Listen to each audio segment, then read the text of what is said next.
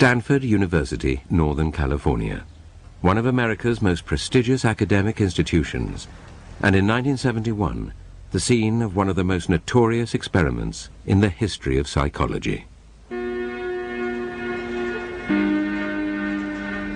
I was interested in what happens if you put good people in an evil place. Does the situation outside of you, the institution, come to control your behavior, or does the things inside of you, your attitudes, your values, your morality, allow you to rise above a negative environment?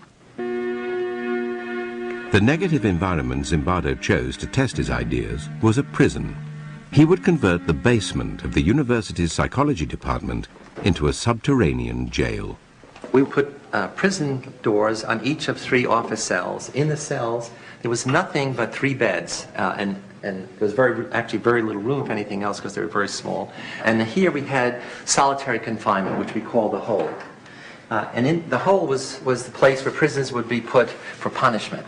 It was a very, very small area. When you closed the door, it was totally dark.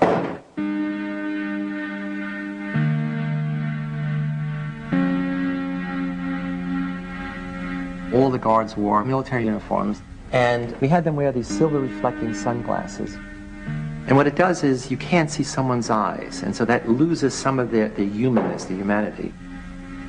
In general, we wanted to create a sense of power. That is, the guards as a category are people who have power over others, in this case. Like Milgram, Zimbardo was interested in the power of social situations to overwhelm individuals. His experiment would test people's responses to an oppressive regime. Would they accept it or act against it? Zimbardo's experiment was conducted against a backdrop of civil rights activism and protest against the Vietnam War. There was a sense of student power, student dominance, and student rebellion against authority in general. It was from the student body that Zimbardo selected his participants. After passing tests to screen out anyone with a psychological abnormality, they were paid $15 a day. Each was randomly assigned to the role of guard or prisoner. It was a prison to me. It still is a prison to me. I don't look on it as an experiment or a simulation. It was just a prison that was run by psychologists instead of run by the state. I was 20, and that September I was going to college, and it would be nice to have a summer job, but there sure wasn't a lot of time left. And I looked in the want ads, and I found this thing which was just going to fit. It was just 2 weeks. Once you put a uniform on and are given a job to keep these people in line, you really become that person. Once you put on that khaki uniform, you put on the glasses, you take the nightstick. I was on summer break from my first year in college, and I was looking for a job. Had to choose between that and making pizzas. That sounded like a lot more fun. As well as running the experiment, Zimbardo took on the role of prison superintendent. He began by briefing the guards. I said, you have to maintain law and order. If prisoners escape, the study is over, and you can't use physical violence. You can't create a sense of fear in them. You can't create the notion that their life is totally controlled by us, and that there'll be constant surveillance. We have total power in the situation, and they have none. Prisoners were brought to the basement. I recall sort of walking up and down the very short hallway, which was the prison hall, and looking in on the prisoners, and they're basically lounging around on their beds. I felt it was like a day in summer camp. The first day I said, this might be a very long, very boring experiment, because it's conceivable nothing will happen. I arrived independently at the conclusion that this experiment must have been put together to prove a point about prisons being a cruel and inhumane place, and therefore I would do my part, to help those results come about.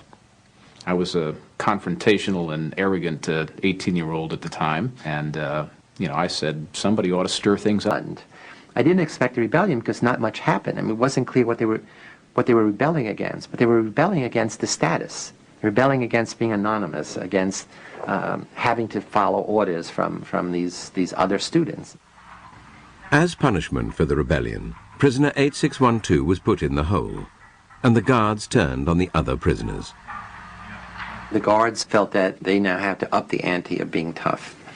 The prisoners made the mistake of beginning to use profanity against the guards in a very personalized way. So not against... Everybody out! All right, come on. Well, gentlemen, here it is time for count. Prisoners were repeatedly woken in the middle of the night. The guards made them do menial, physical tasks and clean out toilets with their bare hands. We made it a point to not give them any sense of comfort or what to expect, that anything could happen to them at any time, including being rousted from their sleep at any hour and forced to stand up in a line and have me hurl insults at them and make them do exercises. When you interrupt people's sleep, they tend to become a little disoriented, and since there was no daylight in the prison, they had no idea whether it was night or day. I think that I was the instigator of this whole schedule of harassment. The harassment of the guards took its toll on rebellion leader 8612. He told Zimbardo he wanted to leave the experiment. Zimbardo responded not as a psychologist, but as a prison superintendent. I said, well, I can see to it the guards don't hassle you personally, and in return, all I would like is some information from time to time about what the prisoners are doing. So essentially I'm saying I'd like you to be a snitch, an informer. And I said, think it over, and if you still want to leave, fine. Confused, prisoner 8612 returned to his cell and told the other prisoners that no one could leave.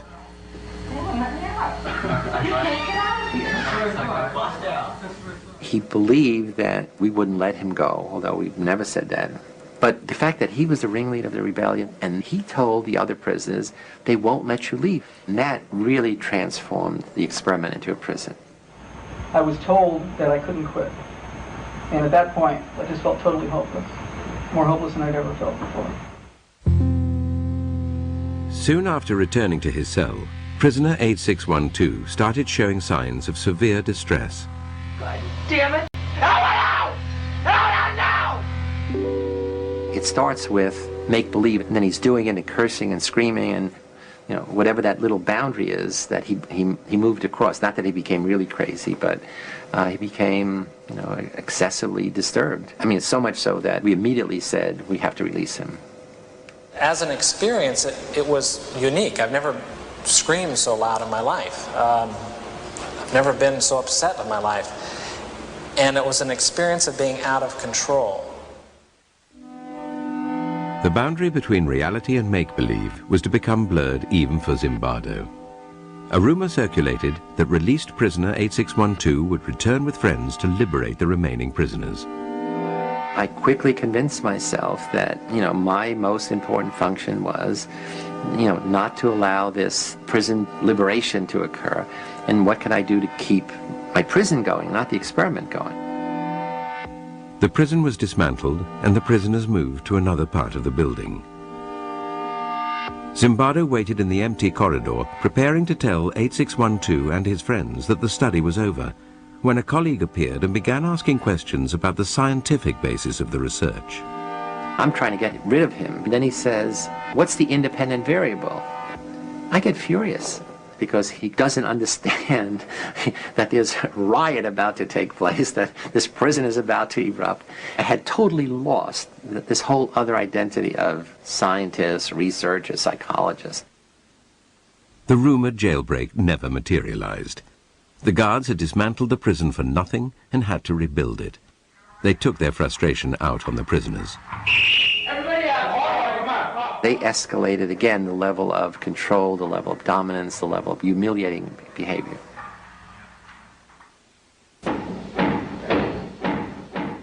"819 was the next prisoner to rebel against the harassment of the guards. He barricaded himself in his cell and refused to take part in the count. You're not only not getting a cigarette, but for as long as the cell's blockaded, you're going to be in solitary when you get out. For 819's disobedience, the guards made his cellmates do mindless work. This undermined any vestige of solidarity amongst the prisoners, who now chose to accept the tyranny of the guards rather than risk further harassment.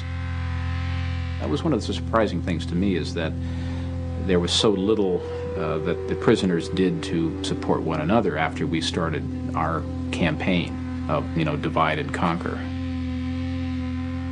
Isolated and distraught, prisoner 819 told Zimbardo he wanted to leave. While I'm interviewing 819 and saying, okay, it's all over, thank you for your participation, I'll give you money for the whole 2 weeks, even though you're leaving early, he hears the prisoners shouting, 819 did a bad thing. Prisoner 819 did a bad thing. Prisoner 819 did a bad thing. Prisoner 819 did a bad thing. And he said, I can't leave. And he's crying. And he says, I can't leave. I said, what do you mean you can't leave? He said, no, I have to go back. Because I don't want them to think that I'm a bad prisoner.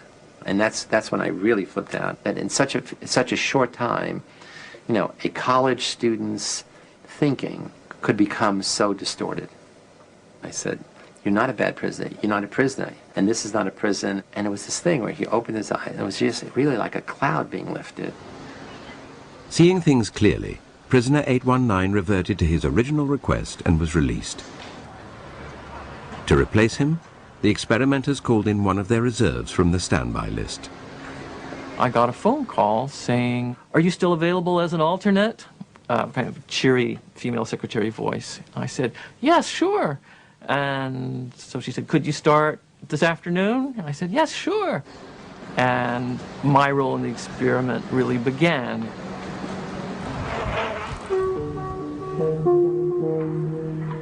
I was blindfolded and then stripped and supposedly deloused.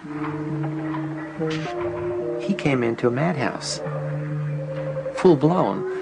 All of us had gradually acclimated to the increasing level of aggression, the increasing powerlessness of the prisoners, the increasing dominance of the guards. And he comes in and says, what's happening here to the other prisoners? And they said, yeah, you better not make trouble. It's really terrible. It's a real prison. And he says, I'm out of here. I don't want to. And they said, no, you can't leave. Once you're here, you're stuck. This is a real prison. 416, you got your hands in the air. Why don't you play Frankenstein? Sure. 293, you can be the bride of Frankenstein. You stand here. We were continually called upon to act in a way that just is contrary to what I really feel inside. While 416 was still in the hole, John Wayne made a final attempt to break him by giving his fellow prisoners a choice. They could vote to release him by making a small sacrifice. You can give me the blankets and sleep on the bare mattress, or you can keep your blankets and 416 will stay in another day. Now what will it be? I'll keep my blankets. What will it be over here? I'll keep my blankets. How about 546? I'll give you my blanket, Mr. Correctional Officer. You don't want his blanket. We got 3 in favor of keeping your blanket. We got 3, guess one. Keep your blankets, 416, you're going to be in there for a while. So just get used to it. The study showed that power corrupts and how difficult it is for people who are the victims of abuse to stand up and defend themselves. Why doesn't anybody who is being abused by a spouse or something like that just say, stop it? And we realize now that that's not as easy as it sounds. By the end of the 5th day, 4 prisoners had broken down and been released. 416 was on the 2nd day of his hunger strike, and the experiment still had another 9 days to run. At this point, a fellow psychologist visited Zimbardo's basement prison and would witness the brutality of the experiment firsthand. The guards had lined up the prisoners to go to the toilet, had bags over their head, chains on their feet, and were marching by. And I looked up and I saw this circus, this parade, and I said, hey, Chris, look at that. I looked up and I just began to feel sick to my stomach. I had this just chilling, sickening feeling of watching this. And I just, I just turned away. And I just let loose in this emotional tirade. I just lost it. I was angry, scared. I was in tears. And I'm furious. I'm saying, you're supposed to, we had a big argument. You're supposed to be a psychologist. This is this interesting dynamic behavior in such a few days. But I'm going through this whole thing, the power of the situation. She says, no, it's that young boys are suffering and you are responsible. You're letting it happen.